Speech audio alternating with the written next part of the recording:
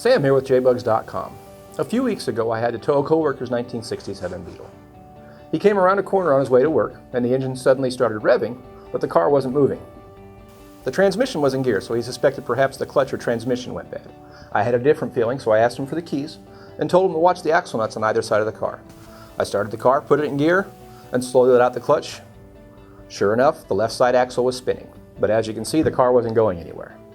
So I loosened the lug bolts, pulled the axle nut cotter pin, and removed the axle nut, which was finger tight.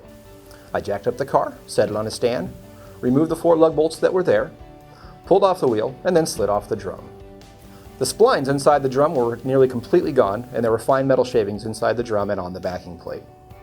A few things can cause a spun drum. The most common reasons are the axle nut was not torqued tight enough, or the axle spacers have worn out and allowed the drum to loosen up.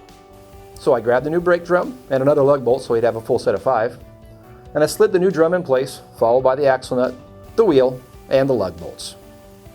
Then I lowered the Beetle off the jack stand and set it up back on all 4 wheels, and then I tightened the lug bolts. I tried to tighten the axle nut and discovered that the threads were missing, so I replaced it with a new axle nut. Most importantly, I tightened it to the 217 foot-pounds of force needed using my weight and a breaker bar. With the axle nut torqued, a new axle nut cotter pin was slid in place, and the ends were bent over, and it was time to check the repair. Sure enough, with the car in gear, the Beetle now moved as it should.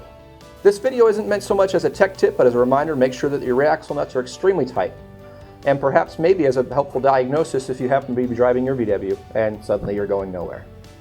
Thanks for watching, and stop by jbugs.com for all of your vintage VW needs.